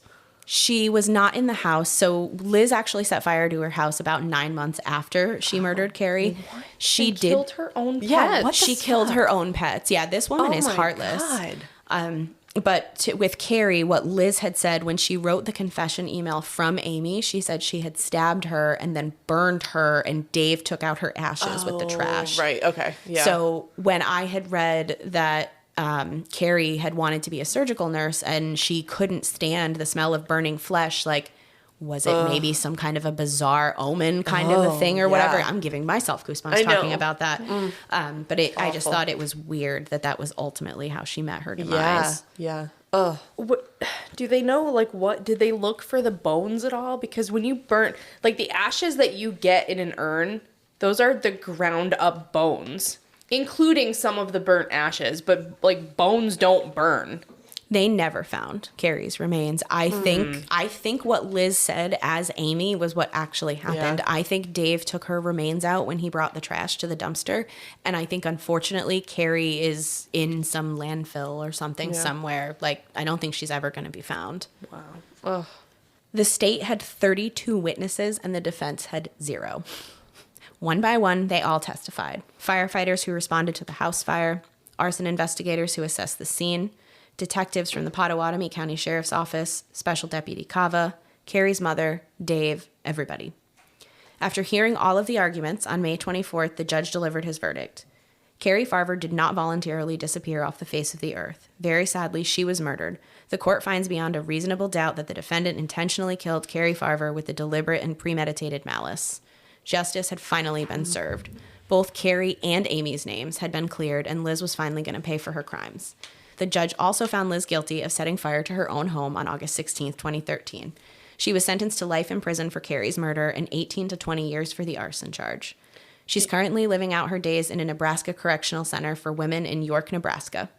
Do you get any additional charges for killing your pets? Because you should. You should. I really think you should. I'm no. like really. I'm You obviously. actually can cruelty That's to what animals. I thought, right? Yeah. I mean, I guess they were kind of like we kind of got everything in there that we needed Yeah. to, but and I'm obviously also very sad about Cari. That is terrible. I'm just also Yes. very sad about the pets. The other thing that was heartbreaking is Garrett had said he bought those dogs for Liz, and he loved those animals. He was devastated. He was kind of like, if she didn't want them, like she should have just left them with me at my house when she did this. God. But that would have been extra suspicious if Yeah. she was like, "Can you just watch all 4 of my pets?" And Oh my then God, my house her burned house down. burns down. Yeah. I actually wonder if that's part of why she let them die. So is to make it fucked seem like how could you God-awful. possibly do that? Right. Ugh, I can't think about that. Open the back door. Let him have a chance to run Oh, out. I can't think about it. We got to move on. Okay. To this day, Liz still denies any wrongdoing, and she claims she did not kill Cari. Bullshit. In 2019, the Cari Farver Memorial Scholarship was established to help keep Cari's memory alive and also to honor her passion for helping others. The scholarship is awarded annually to a student attending Iowa Western Community College in pursuit of a career in information technology. If you'd like to learn more about the scholarship, you can visit farverscholarship.org, and that's Farver, F-A-R-V-E-R. Not Fava. Not Fava. Not to be confused. Oh, I was thinking of Super Troopers.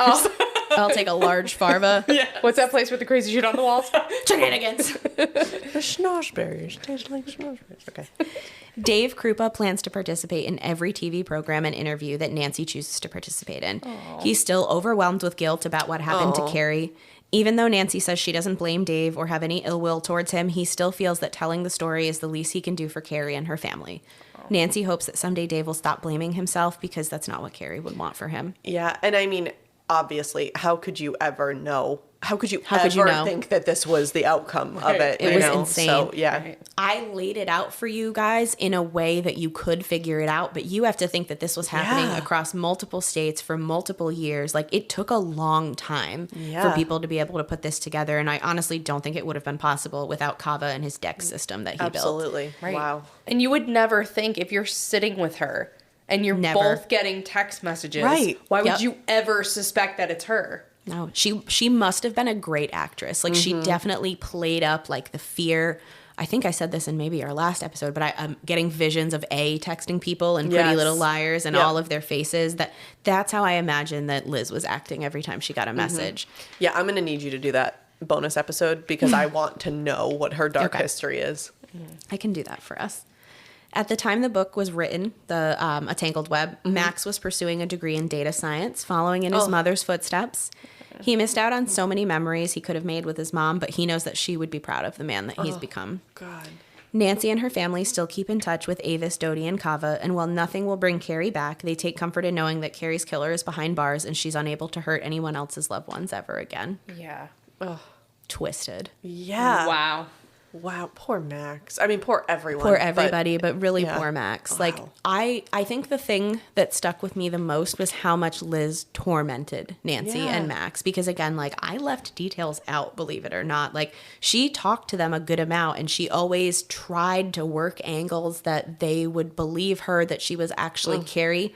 But I think that her mom, like, her mom was she's a very strong woman to be able to go through all of this and like still have it together. But I think she knew in her heart the entire time that like this was not her daughter. Yep. And I'm just so happy that somebody, Avis and Dodie, finally believed her and they actually took this approach to the case, because this could still be unsolved today if not for these guys. Yeah. And all that, I mean, all that time, even if you said that was all on the clock time, but all the time it was Kava, right? That did the like 500 hours. Avis did the extra 500, but Kava put in a ton of extra Yeah. time too. I just can't, his is probably not quantifiable. Right. It's just, that's such dedication and, Yep. and like you said, to actually be able to have closure and justice is hard to say that it's justice because, you know, it's still terrible, but. Well, if you are loving Grimm, please rate and subscribe to our podcast. For those of you who listen on Apple Podcasts, it would seriously mean the world to us if you could leave us a review, a written review, please, guys. Pretty please. You make our days. Follow us on Instagram at Grim Crime Podcast for case photos and to stay current on the latest episodes. Want to send us case suggestions or just say hey, send us an email at grimcrimepodcast@gmail.com. Last but certainly not least, if you are so inclined, check us out on Patreon. You can find us by searching Grim: a true crime podcast. We hope you listen, learn, and stay alive until next time, because the future is grim.